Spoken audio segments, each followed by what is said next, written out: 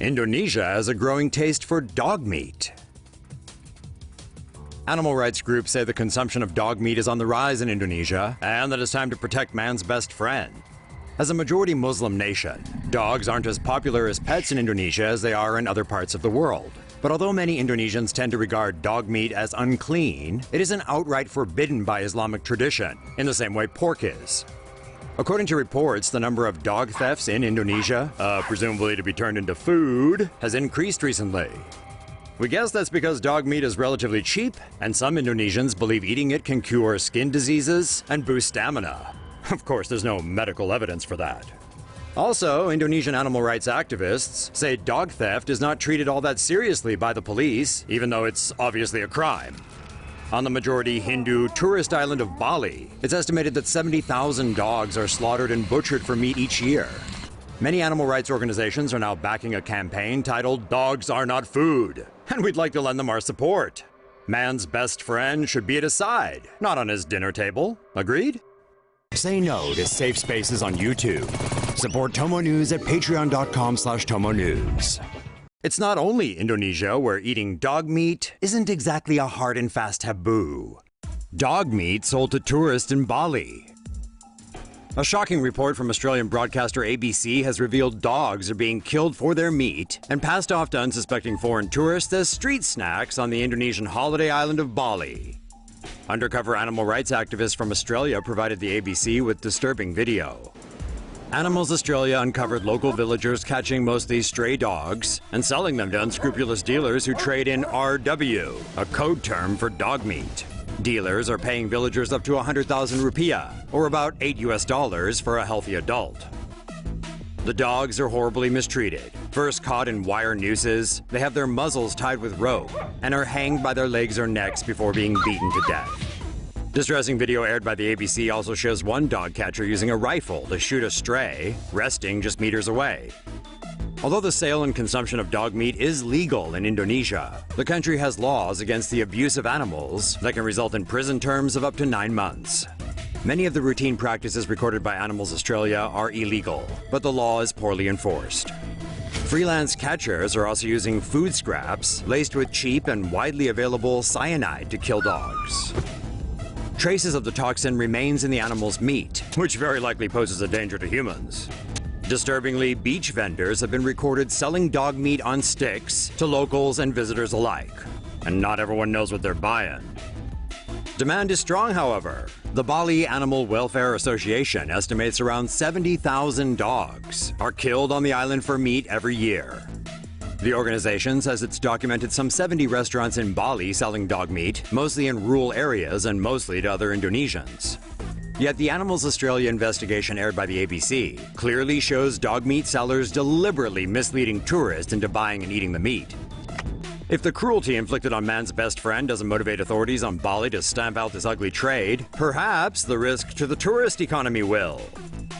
It's not yet time to boycott Bali, but think long and hard before you go for that cheap and tasty street meat skewer. You might just be munching on that stray you saw last night. China's controversial dog meat festival angers activists.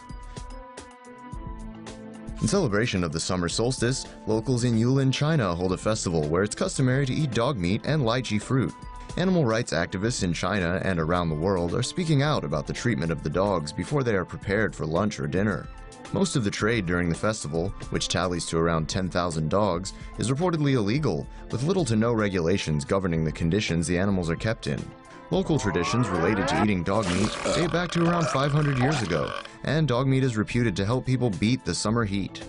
Controversy surrounding the festival and the practice of eating dogs includes the fact that some of the dogs are kidnapped pets that are then sold illegally. Also, the Chinese government is facing more pressure from international animal rights activists to put a stop to the festival. Some activists even spend money to buy dogs directly from the market in a bid to rescue them from being boiled or barbecued and served up for dinner. So what do you think? Is the dog meat festival any worse than eating turkey every year for Thanksgiving? If you think dog meat isn't palatable, they also have cat meat for sale in Yulin. Chinese netizens blocked truck carrying 320 dogs to slaughter. When it comes to the treatment of dogs in China, many stories shared with the general public often inspire anger and a loss of faith in humanity. But this tale of 320 dogs on a truck bound for slaughter in Jilin, China's second largest dog meat market, inspires quite the contrary. As the truck was driving through Qinhuangdao on July 23rd, with the dogs crammed together for at least 12 hours in hot conditions without food or water, activists spotted the vehicle and quickly coordinated a plan with local netizens to tail the truck and call in the police. Eating dog meat is legal in China, but health certificates must be issued for each animal to be slaughtered upon request. When the police asked the truck driver to present the documents, none were available, and so the dogs were released into the hands of activist group China Animal Protection Power. Now in a treatment facility receiving medical care, these pups will soon be put up for adoption in the coming days.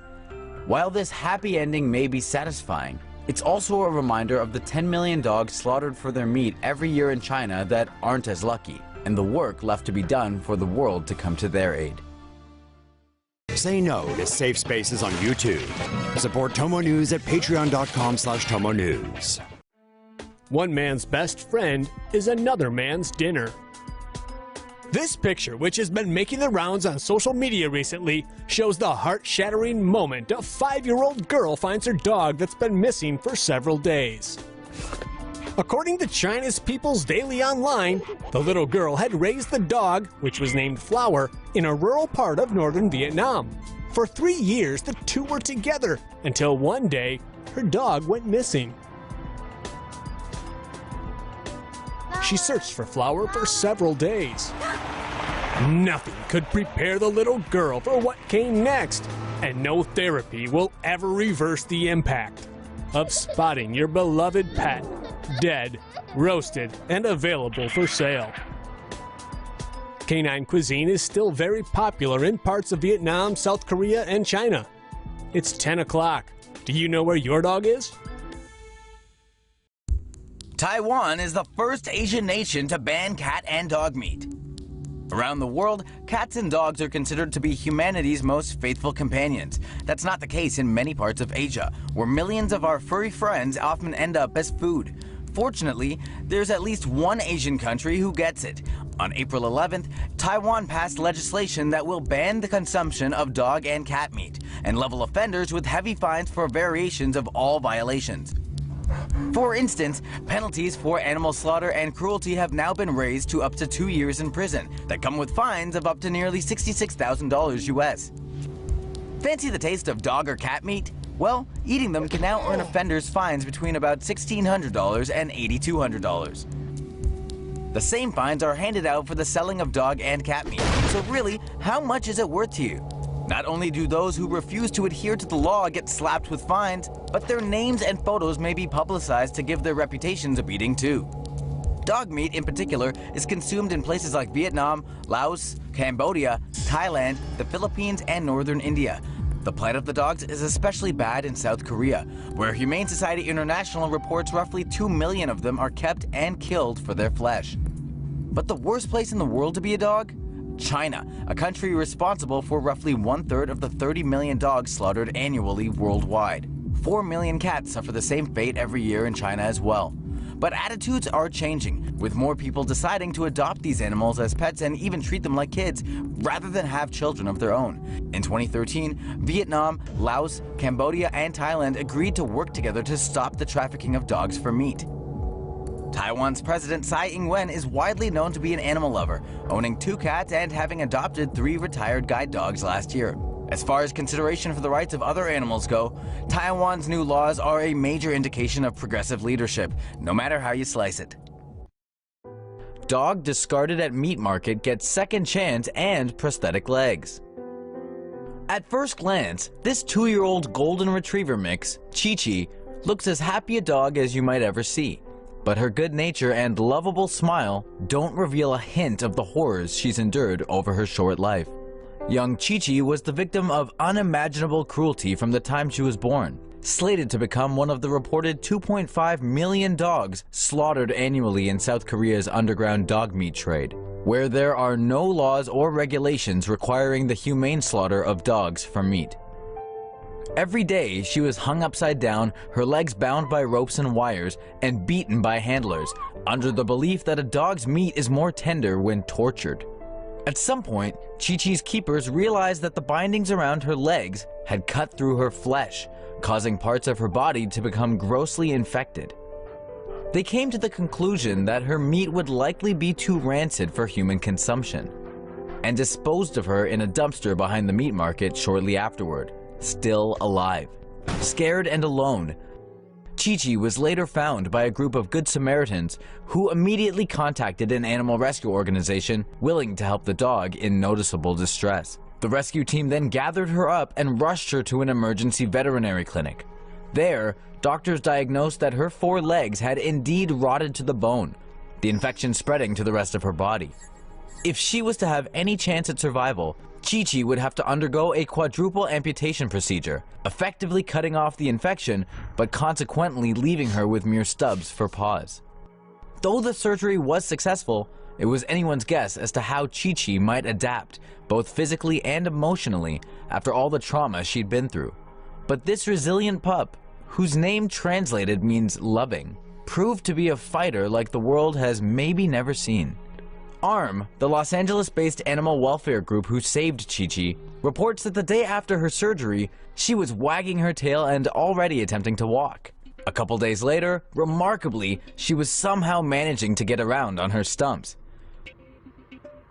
Demonstrating she could be a good candidate for prosthetics, Chi-Chi was fitted with 4 new legs and spent the following 2 months getting used to her new footing. It may not have been easy, but she sure made it look that way, running around on her prosthetic paws chasing balls with reckless abandon like any normal dog would. Through social media and news coverage, her inspiring story caught the attention of the world, in particular a family in Arizona. The Howells, who have 3 dogs already, reached out to ARM to complete Chi-Chi's journey and offer her a loving home. When she was deemed ready, Chi-Chi was flown 6,000 miles from Seoul all the way to LA, where her rescuers and her new family picked her up and brought her to her new home in Phoenix this past week. The Howells say she still has a long road of rehab and recovery ahead of her, and it may not always be a walk in the park. But despite her physical limitations and psychological trauma, they say Chi-Chi appears boundless in her enthusiasm for life. It's hoped her story of being able to forgive and continue to smile in the face of adversity will act as a lesson to people everywhere about how to journey onwards and keep moving forward, one step at a time.